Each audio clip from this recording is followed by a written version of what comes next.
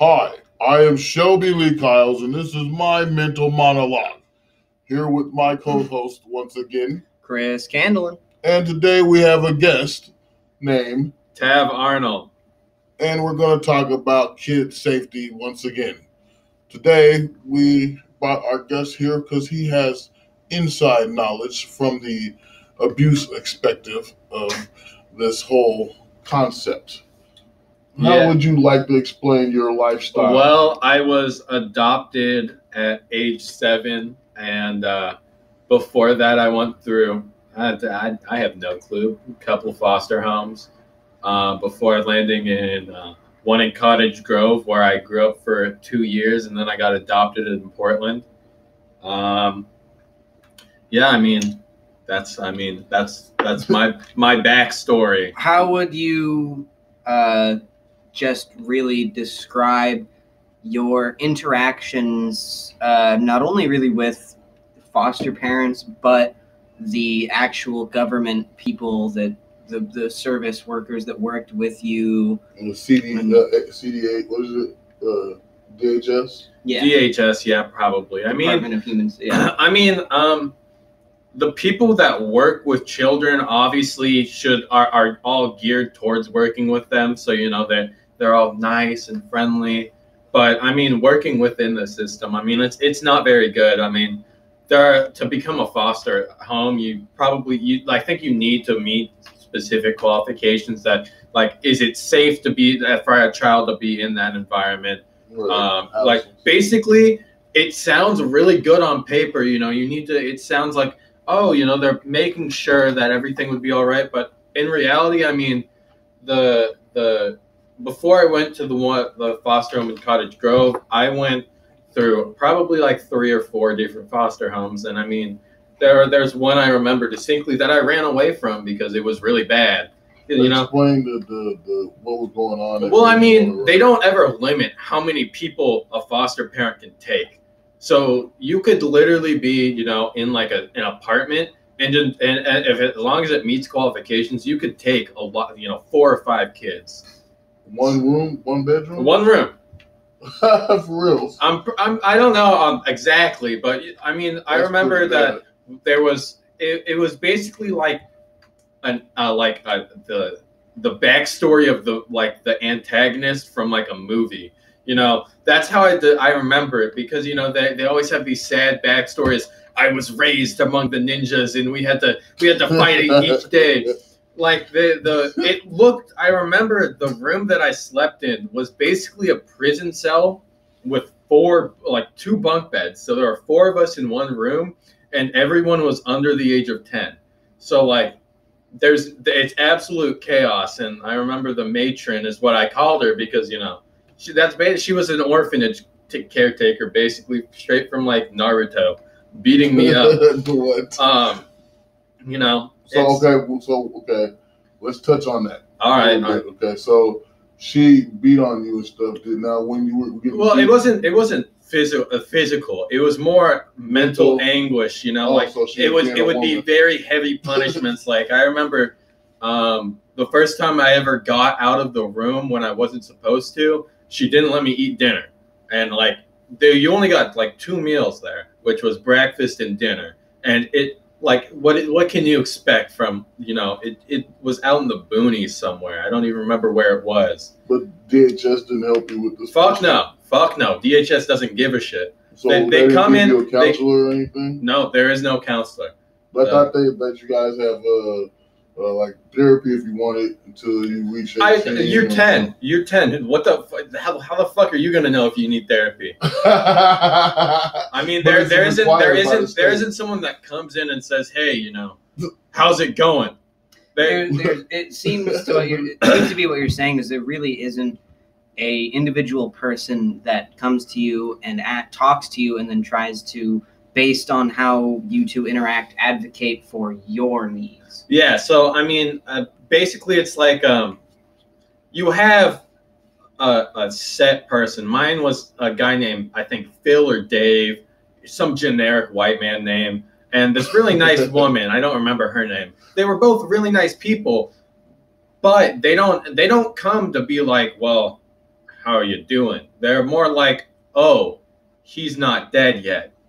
You know, because see, they get $5,000, like I told you, to place someone in a home. You know what I mean? And once they're in the home, they don't give a shit. You know what I mean? They got their money, whatever. Unless something serious happens, like molestation, then hell, they don't even give a shit about that. Like, how are they gonna find out?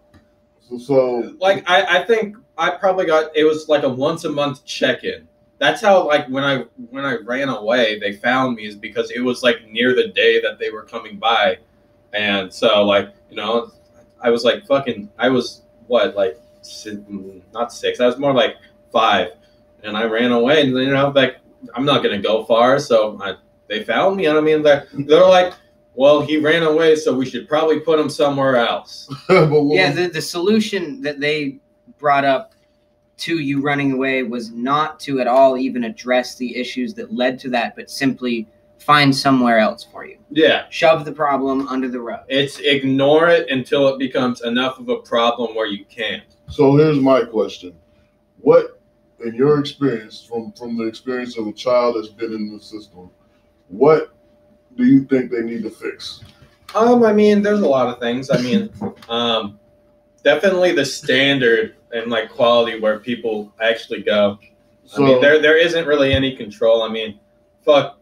Like, I don't want to say this place is a trash, but it's not great, and you could probably get approved to host a child if you cleaned up the counter and put some of the alcohol away. you could probably get approved. They'd be like, well, thanks, Tab, for letting our fans know I'm a booze hound. They'd be like, yeah, this trap house is looking pretty all right. Okay.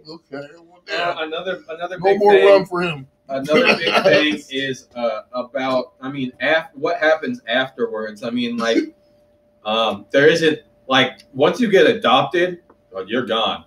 Like, they don't care about you anymore. They, you know, why would they? So, have you ever had an incident where you needed them and they didn't feel? No, I mean, I don't. Well, I mean, I guess the only incident that would occur after adoption that isn't something that's like, you know, actual law breaking. Well, I mean, it is, but not like, you know, pedophilia, molestation, you know, sexual assault, is getting contacted by my parents or someone related to them before I was 18. You know, there's that, and so how does that work? So if the parent contacts you, or someone connected. So if some, like, I think some, like, an aunt or something, someone who knew my mom, my biological mother, contacted me years ago. It was in like high school. And she added me on like Facebook, you know, old people shit. And she's like, she didn't say anything for a long time, and then one day she's like, hey, you have cousins and everything, and they really miss you, and your mom wants to talk to you. And I was like, met your cousins. I have no clue. I could have like an enormous amount of cousins. I could have brothers and sisters I don't even know about. Like, I mean, I have my brother and my sister. We're all half siblings. None of us are fully related, and we're almost exactly 4 years apart from each other. More like 3.5 with my little brother, but like, I mean, with my sister, she's almost exactly 4 years older than me. Oh. Well, I don't know. My main thing I'm trying to figure out is the system, you know, benefiting the children that are taken in? No, it does not benefit. I mean, I guess if you are adopted, that's the problem. I mean, if you don't get adopted, you just get thrown out at 18. Something that I wanted to ask you about was, what would your what do you think? Do you think a state-run orphanage system could work like we used to have, or something similar to that, where it's basically just a large dormitory for, to use this term, unattended children? So, yeah, really just how would you feel about a state orphanage system being put in place? Because a lot of those systems, like I said, were removed, I believe, during the Reagan era. You know, it's somewhere around there. Yeah, the early 80s. The whole thing is that though, DHS system was supposed to be a flawless, better, more efficient way than orphanage. And it's clearly not. So, like, and a person, how would you feel? It would really depend. I mean, the big thing about DHS currently is that it has a tendency to separate people that, like siblings and people who are connected, just separate them and be like, well, I don't know, you just get to find them later in your life. So, I mean, it would definitely need to be something where it's more like you need a center, or a central place for people in every state. You know, it would really need to be a centralized thing, and state by state, because I mean, or even almost county by county. I don't know about county by county. I'd say that each state has. It would be better if each state had, let's say, just like a big facility. Statewide, you're saying is the best, because yes. I'm only saying county because then you could even.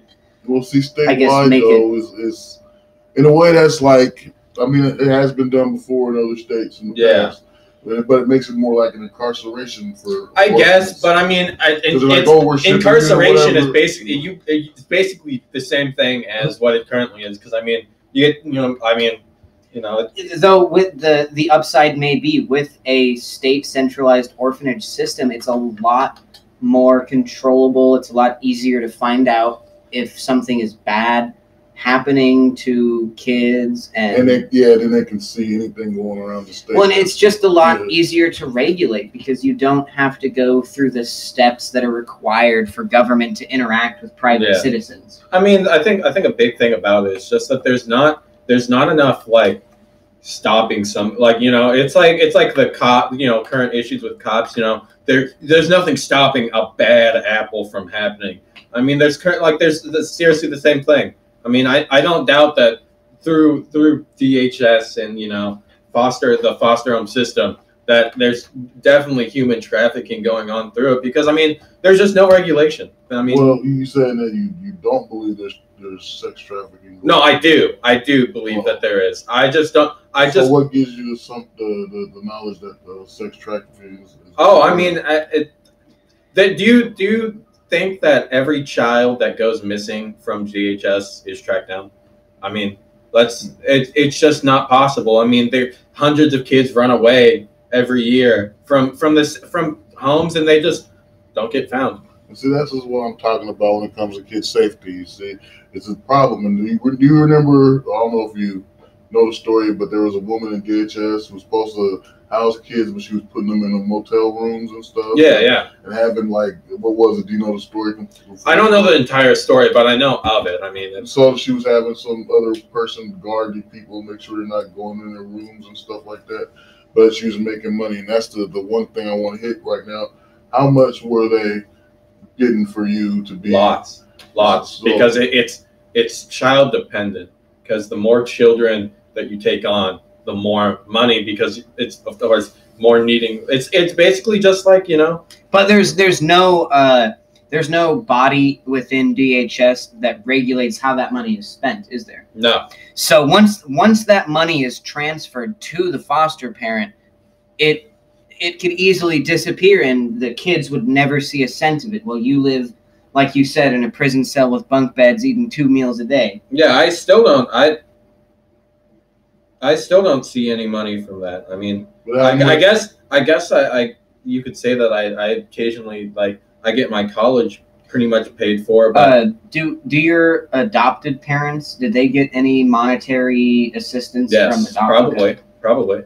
I mean, I don't know. I was too young to. Yeah, I mean, you were a child, and they probably. But they never explained the whole thing with the foster care part. Was it getting 700? Maybe I have no clue. They get. It is a substantial amount to. Well, with this being said, so with the money coming in, do you feel that you got everything you needed with the money? No, fuck no. Because it was pretty much your money. No, you definitely. It doesn't matter if you have the nicest person as your foster. As I said, the people down in Cottage Grove, I still go down and see them. They're family to me, but I definitely still there's not enough given for a foster child to get everything. Education is a big thing. You know, it's basically like giving someone, you know, it's like the stimulus check, you know. Oh, you've been suffering for 6 months, $600, bro. Well, it seems like if there were more, if we were to similarly regulate the government subsidies we give to foster parents in the way that we regulate like food stamps on what you are actually allowed to spend them on, I feel that seems to be that might help in increasing I think standard of living for a lot of foster children. I mean, I think a big part of it is I don't understand why DHS doesn't. I mean, it doesn't have like places for kids that aren't. It doesn't have a very good place for kids that aren't currently in foster homes or are looking for foster homes. It basically puts they have, like, you know, they get sent to I don't know, like their like kind of like their states, like I think it's their DHS center or wherever, and then they just stay there until you get you get fostered or homing.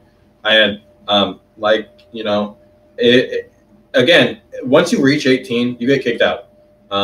Zero support. Zero support. Nothing. No, you're out. You're out. It's gone. Even the state money is gone. You're gone. It's gone. So I think you might get like a little bit of state money, but I mean, like not enough. Like, I mean, you don't get, if you are unfortunate enough to just be put in a foster home and not receive, like, let's say that you just don't, you know, they don't send you to school. You don't get any education. They can't. What are they gonna do? Send you to school when you're 18? You have no skills. So I mean, so it sounds like when you reach age 18, you have basically the same level of support as if a person who was 18 from another state that was homeless somehow got. You are homeless. I will just say it, you are homeless. No, here's the thing I want to know, because you just touched something again. So has that happened? Has somebody adopted a foster child and not let them get education? I mean, I mean, it's not. It wouldn't be unusual for it to happen. I mean, not adopt, but more of foster. When you're adopted, it's a big responsibility. When you it's a much better process than foster home, because you need someone to come in multiple times to your house, you know, check your workplace, you know, check your background. It's a big process to adopt a child, but fostering a child is very, very easy to do. So here's another question. So if you had a way to fix the DHS system, do you think that they would have a better process if they educated the children on how the system works, and as well made sure that they had all the a number where child's needs can be met? You know. I mean it. Like, you know, if they gave education to children that are in the system, it would fix a lot of the problems, I think, because then you don't go out. I mean, like, you don't go out uneducated anymore. You know, like I've seen videos and read stories of kids that go out of the system at 18, don't know how to read. It's basically like living in the fucking 18th century, you know, where you go out and you don't know how to read, can't write, don't know any skills. I mean, what are you supposed to do there? I mean, so it seems there should be a almost in-house educational system for foster children, almost even separate, possibly from U.S. nationwide public school systems. Well, I'm going to wrap this up, and I'm just going to say that we're going to get to the bottom of this one day, hopefully sooner or later. This is Shelby Kyles. Peace be with you and blessings upon you.